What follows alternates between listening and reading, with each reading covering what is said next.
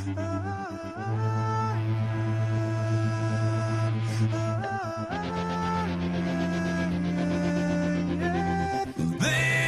time, I wonder what it feels like to find the one in The name of the new album is Dark Horse. It was sort of a phrase that just kept coming up while we were trying to think of a name. It was just popping up all over the place. Within the span of about a week, it was said to us probably 6, 7 times. And, you know, somebody finally just said, what about that for a title, you know, for the album? And we liked it, you know. Right away we thought of The Underdog, and that was cool, you know. It made us sort of think of ourselves in terms of most underdogs have to fight just a little bit harder, work a little bit harder to stay in the game. Nobody wants to be the last one there, but everyone wants to be like someone cares. Someone alone with my life in their hands. There's gotta be somebody for me to like that. 'Cause nobody wants to go it on their own. Everyone wants to know they're not alone. There's somebody else that feels the same somewhere. There's gotta be somebody for me out there. Well, we hadn't worked with a producer in a while, and I guess the dream producer for us was Mutt Lange. And so if we were going to turn over the keys to the studio and let someone else sit in the captain's chair, he was definitely going to be the man. And when we found out that he was interested in working with us, this is like a dream come true. We went over to Switzerland, where his studio is, and we worked there for a couple of weeks, just working on songs, you know, just kind of hashing out some ideas. And then after about 2.5 weeks, we had probably like 3.5, possibly 4 really strong ideas.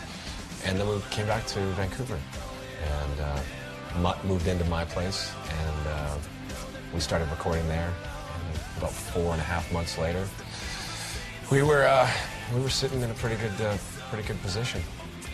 The album is just, it's got everything, you know. We've got the same thing that we try to do with every record is got to get some melodic stuff in there, and you've got to get some heavy stuff in there, and really just balance everything out.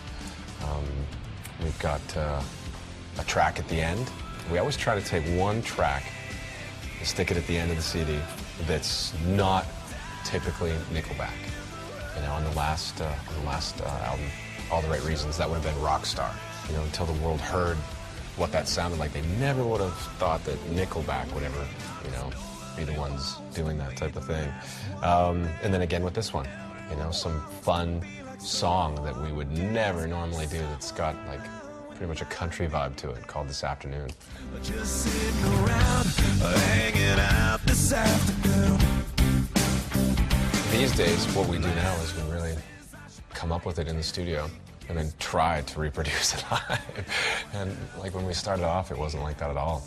You know, we had these songs that went over really well live, and then when we went to record them, it was kind of like, wow, these aren't that good. You know, it's just like, pretty bare, yeah. It turned into kind of this, it's like a songwriting process now. Every time we go in the studio, it's like,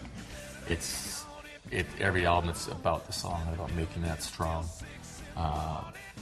Yeah, and like you said, then trying to actually piece it together so that we can do it and pull it off live. That seems to be our angle these days. I usually just come in with an idea. We always just find it works easier that way. If the 4 of us get in a room and actually just start jamming, it typically does what it needs.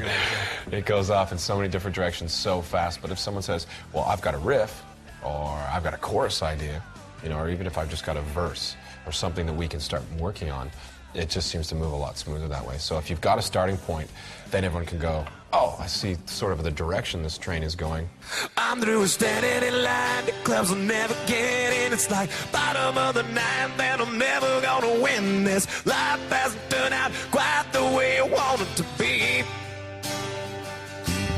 I want a brand new house on an episode of Crims, and I'm bathroom. Trying to peg a Nickelback fan is almost impossible. It used to be a lot easier.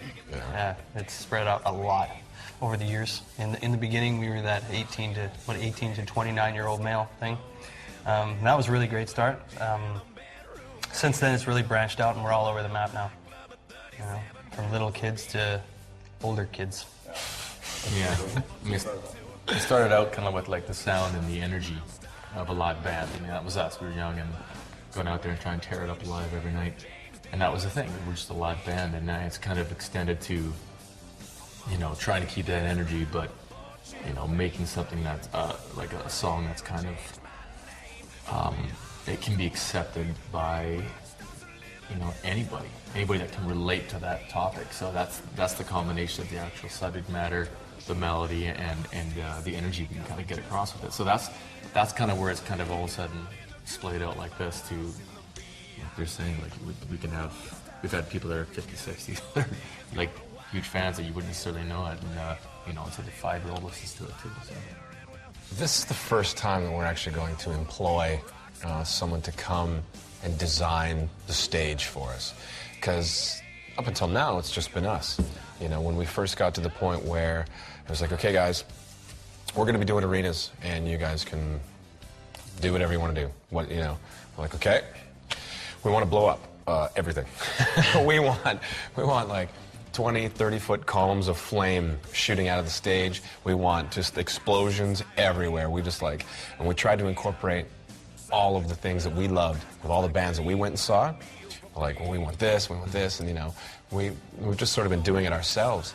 And now it seems like we've gotten to the point where we want to see what someone else can bring in, you know, and have someone else go, okay, let me see if I can help you capture the vision of the band and help you create more of an experience for the people coming to the show.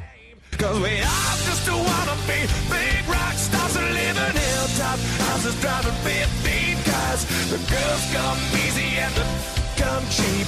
We'll all stay skinny 'cause we just won't eat, and we'll